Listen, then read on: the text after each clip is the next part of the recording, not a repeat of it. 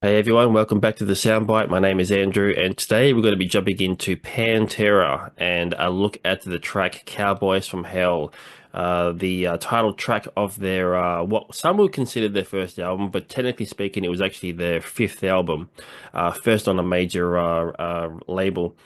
But first of the what we now consider the what we now know of Pantera, the heavier side of the band. Because obviously back in the 80s, they started out as a bit of a glam rock sort of band. And even had different names, Dimebag Darrell, I think it was called Diamond Darrell, and so things like that. So it kind of played into the whole 80s thing. And then when just after Phil joined the band, Phil Anselmo, the vocalist, that's when they kind of went on the heavier side of things. So obviously he must have brought some kind of influence, or who knows what the story is. If anyone knows out there, let me know how what made them actually go shift over to the heavier side of things. But it's funny though, when you listen to the album Cowboys from Hell, you can definitely hear a bit of that 80s kind of sound in there as well. It wasn't until Vulgar Display of Power, the second album after that, that they kind of went more heavier kind of thing. So Cowboys from Hell is kind of the bridged album, I guess, between the old 80s stuff and the what we now know of Pantera. So today we're going to be looking at the title track, Cowboys from Hell, and it's one of those songs that I think everyone who knows Pantera knows this song very well. So I thought this is a good one to start off with, Pantera. So let's get into it.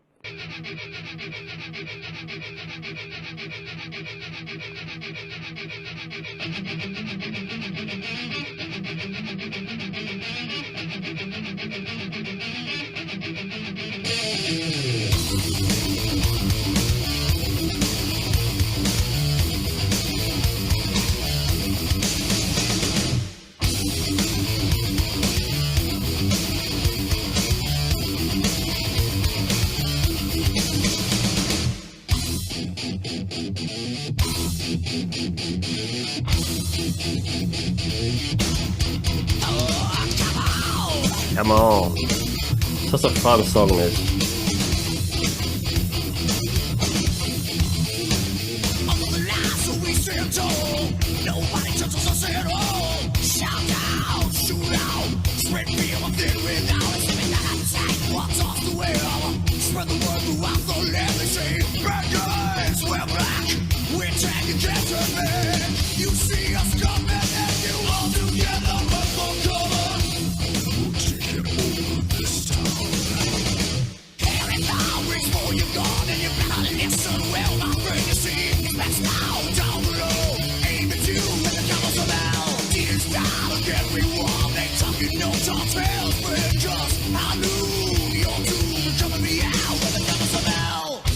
Right off the bat there, the trademark Dimebag Darrell riffage, and Phil Anselmo's early vocals, which were obviously much more higher, I guess, and a bit more melodic than what he does now, or what he did on the later Pantera albums. He had a great voice, and obviously singing with that intensity over the years on the road, obviously can do some damage. So there's no way you can sustain that kind of a vocal unless you're doing some serious training. This band has been one of my favorites for a long, long time. It's just one of those bands that now has become a legacy band. Much like what Metallica and Slayer have become, and Pantera, kind of the next generation of the bands that came after them. Obviously the 90s was kind of all about Pantera. I mean, there were other bands, obviously Sepultura and Fear Factory and stuff like that, but it really was Pantera's heyday, and they were the band to sort of go to, and this was the song that launched it all. So it's just still to this day such a fun song, and the band just has that fun vibe to it as well. I mentioned before in one of the other videos about Anthrax being the sort of party band, and I guess to some extent Pantera were kind of that in the 90s. They were that band. But man, the riffs that Dimebag used to come up with were so good. And this is just no different, of course.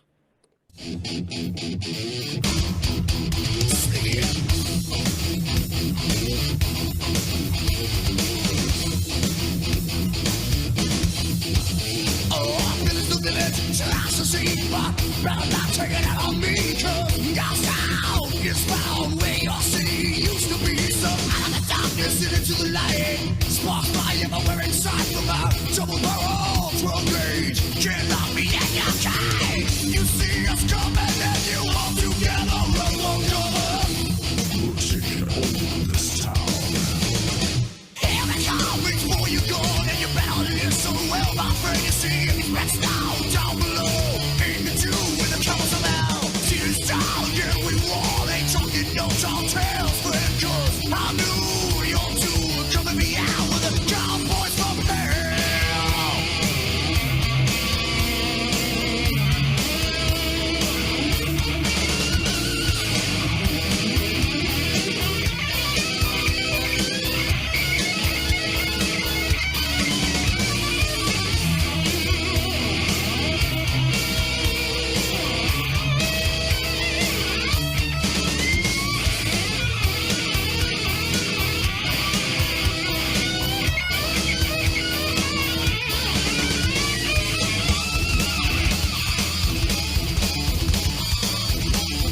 The great solo there by Dimebag.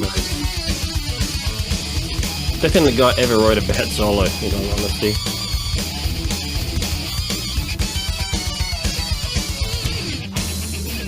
Pause it right there one last time.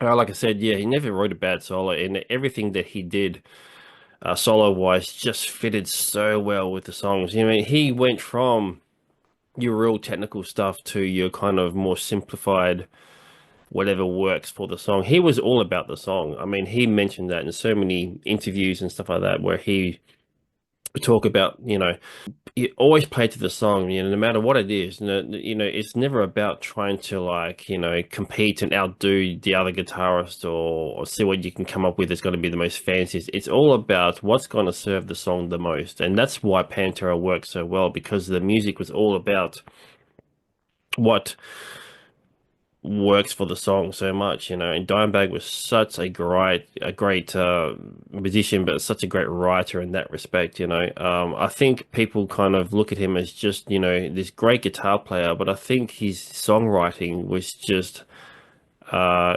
think it's a little understated. Not, I don't know about underrated, but certainly understated. Hasn't been talked about enough. The things that he did. I mean, honestly, Pantera's song structures were, traditional, but for the most part, but everything just works so well. And even in the earlier days, with this song and this album, Cowboys from Hell, it just everything just worked. There was a formula that they had, and it just worked so well for them that they just carried that forward, and that was their signature trademark. Um, it's just fantastic how after all these years they are still a go-to band, because they do have that, even though it's this album, we're talking, what is it, 35 years now or something, um which is crazy, but they still have that sound that works even to this day. I mean, this album's a little bit more old schooler than the other ones, but it's amazing how they've held up so well over the years.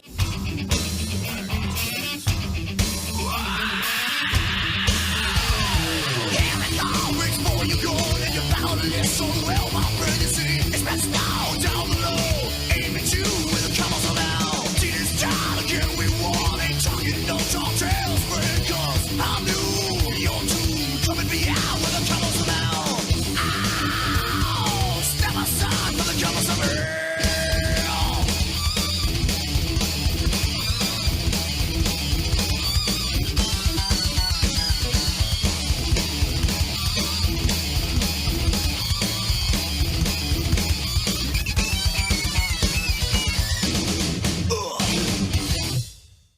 Of course, you cannot forget about the great Vinnie Paul. Rest in peace to both Dime and Vinnie. Such an unfortunate thing that's happened with Pantera, as far as Dimebag, losing Dimebag in 2004, and then Vinnie Paul many years later. Um, I did have a chance to interview Vinnie Paul once, and this is obviously when he was in the band Hell Yeah, and just a regular down to earth kind of guy. We talked about Pantera, and we talked about what he had moved on to and stuff. And yeah, I mean, both of them were such great characters, great guys, and that was also what part of what made the Pantera such a great band was also their personalities, you know. It wasn't just the music, it was everything about them. And I think that's why so many people liked them. And certainly one of the reasons why I liked them was that the band had personality. And that's something that, you know, there are some bands out there who they're great at what they do and they make some great music, but you know, the lack of stage presence and there's no personality or character to the band, you know. I'm not saying you need a gimmick or anything like that, but it does help to have something that people can latch on to, you know, that they maybe identify with. And I don't know, Pantera are one of those kind of bands that kind of drew people in because of the sort of laid back nature of them, and the fact that, like I said, you know, they were just they seem like a fun bunch of guys to hang out with. I mean, if you've seen some of the home videos that they put out, it just looked like it was party central like every day, you know. So yeah, we definitely miss Diamond Vinny. Obviously, there's been some controversy that's happened with this latest incarnation of Pantera with Charlie and Zach Wild. Charlie Benante from Anthrax and Zach Wild from Black Label Society, who have taken on the Diamond Vinny roles, and the band have continued forward, not as Pantera, but more of a tribute to Pantera, I guess you could say. That's how they're kind of looking at it.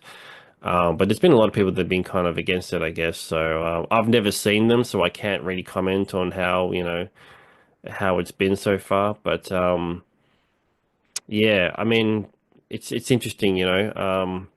There's certainly been a lot of bands in the past that have kind of moved forward after some integral members of the band have either left or passed on or whatever. It's an interesting thing to see. Nonetheless, that's Cowboys from Hell from Pantera, and yeah, great band and a great album as well from start to finish, flawless. Thanks for tuning in as always, and please subscribe if you haven't subscribed already. Thanks to those who have. And follow us on our social media, and I'll see you in the next video.